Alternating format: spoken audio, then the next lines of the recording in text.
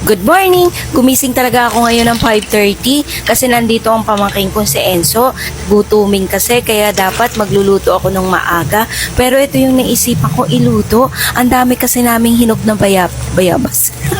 Ayun, tumigil muna ako sa pagbo-voice over ngayon. Nasabi ko kasi nabayabas yung banana Q. Tawan-tawa tuloy si Enzo sa akin kasi tinawag kong bayabas yung banana. Siguro napagod lang ako dahil kanina pa talaga pagkatapos ko magluto, nag-arrange naman ako ng mga damit na dinidisplay ko.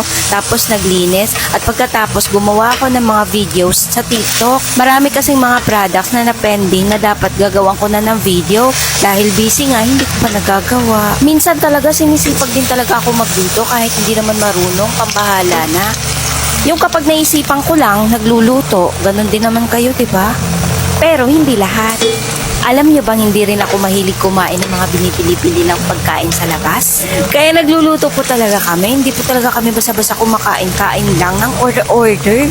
Kaya ngayon mukhang matakaw ata kami. Dalawa lang kami ng pamangkin ko pero ayan, nagsangag pa ako.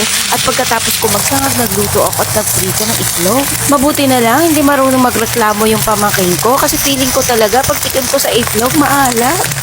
So ito na nga, kumakain na kami. Ayan siya, oh, parang inaantok pa. Yung kape namin, ang dami.